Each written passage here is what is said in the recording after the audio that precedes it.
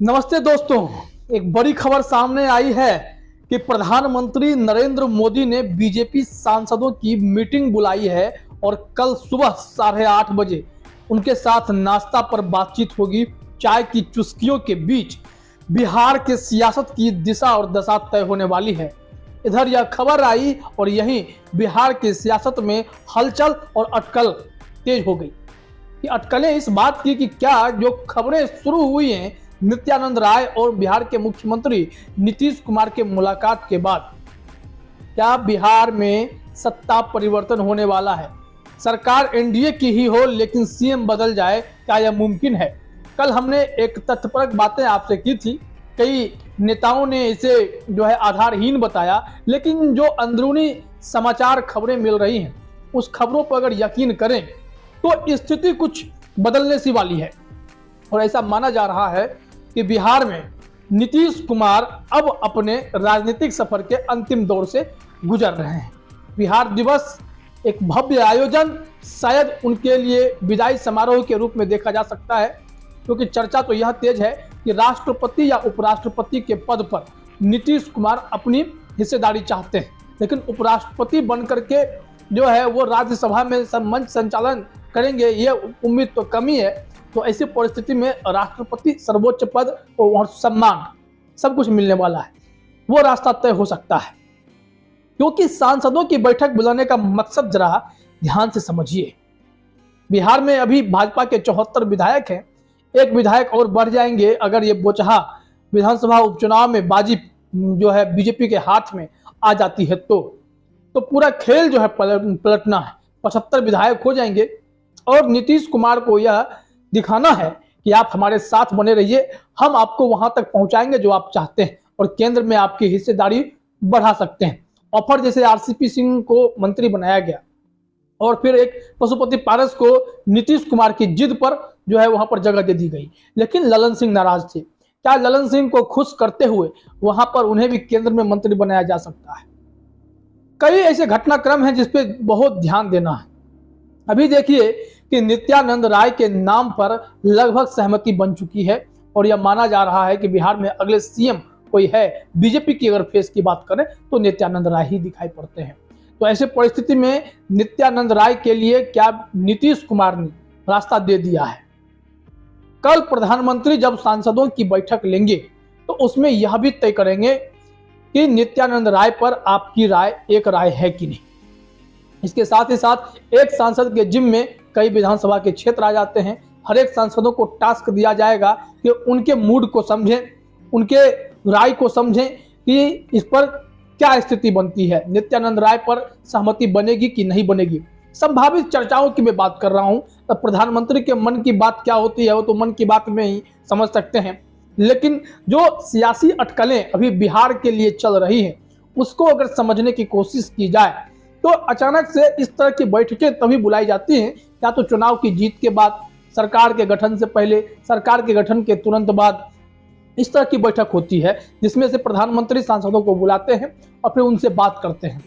अब यहाँ पर देखिए, अगर यह सांसद की बातचीत शुरू अगर होती है, सबकी नजर होगी, बैठक के बाद हो सकता है तो उस वक्त यह कहा जाए कि यह तो बस प्रधानमंत्री ने निर्देश दिया है कि कैसे विकास के काम करने हैं, ये सारे संदेश हो सकता है कि सामने आ जाएंगे सुनाने के लिए। लेकिन जो बातचीत चलती है नित्यानंद राय पर, जिस तरह से अमित शाह भरोसा जताते हैं, वह खुद राष्ट्रीय अध्यक्ष बने तो इन्हें प्रदेश अध्यक्ष बना दिया, वो खुद जो है जब गृह मंत्री बने तो इनको केंद्रीय गृह राज्य मंत्री तक भी ऑफर किया। तो सब कुछ नित्यानंद राय के पक्ष में और अमित शाह की बात प्रधानमंत्री नरेंद्र मोदी भी काटते तो नहीं है। तो क्या बिहार में बदलाव की बयार तेज होने वाली है? जदयू के बाकी लोग इस बात से मान जाएंगे कि आरसीपी सिंह, ललन सिंह की भूमिका दिल्ली में तय की जाएगी और वहां पर बिहार में नीतीश कुमार को कहा जाएगा कि आप हट जाइए, आप मुख्यमंत्री मत रहिए। और जिस हिसाब से मैंने कल आपको बारीकी से समझाने की कोशिश की थी कि वो इस तरह से गए थे, हर जगह घूम रहे हैं, तो एक संदेश दे रहे हैं कि अब मेरा समय पूरा हो रहा है, अब मैं यहाँ से बाहर की सियासत करूंगा, दिल्ली में रहूंगा और सियासत नहीं भी करूंगा तो फिर राष्ट्रपति बनकर के देश के सर्वोच्च पद को सुशोभित करने जैसी बात कही जा रही है। अब यहां से एक चीज को गौर कीजिए कि बोचहा विधानसभा उपचुनाव में क्या हुआ है। बीजेपी ने बेबी कुमारी पे भरोसा जताया है। बेबी कुमारी निर्दलीय भी रमईराम को हरा सकती हैं, तो फिर वो एक ऐसी काबिल उम्मीदवार हैं वहां पर। मुसाफिर पासवान के निधन के बाद अगर पारंपरिक तौर पर देखें तो अमर पासवान को यह टिकट मिल जाना चाहिए था, लेकिन ऐसा बीजेपी ने नहीं किया। बीजेपी का ग्राउंड रिसर्च कुछ और कहता है। शायद अजय निषाद का वहां पे जो है सांसद है, तो वहां पे मुजफ्फरपुर में तो उनकी चलती है, तो उन्होंने तय किया है कि बेबी कुमारी को अगर टिकट देंगे तो जमीन पे चीजें जो है बहुत मजबूत है और उनके लिए राह आसान है। तो इस परिस्थिति को समझने के बाद वहां पर मुसाफिर पासवान के सहानुभूति वोट की चिंता नहीं किए बगैर जो है बिल्कुल चिंता नहीं किया गया, और वहां पर तेजस्वी यादव ने मुसाफिर पासवान के सहानुभूति वोट को संभालने की, सहेजने की कोशिश की है। देखना तो यह होगा कि किसके हिस्से क्या जाता है, लेकिन यहाँ पर बीजेपी की जीत। और फिर एक चीज गौर कीजिएगा कि चिराग पासवान, जो नीतीश कुमार की वजह से बीजेपी ने चिराग पासवान पर इतना जो है विपदा की स्थिति में कोई साथ नहीं दिया, उनके लिए कोई अच्छे शब्द नहीं निकले। अब चिराग पासवान ने जब बोचहा सीट पर बेबी कुमारी को सपोर्ट करने की बात कह रखे हैं, बेबी देवी को, तो ऐसे में फिर से भाजपा और चिराग की नजदीकियां बढ़ रही हैं। तो पूरे समीकरण में यह चीजें सामने आ रही हैं कि नीतीश कुमार को बैकफुट पर ढकेलने के लिए भी पूरी कोशिशें चल रही हैं।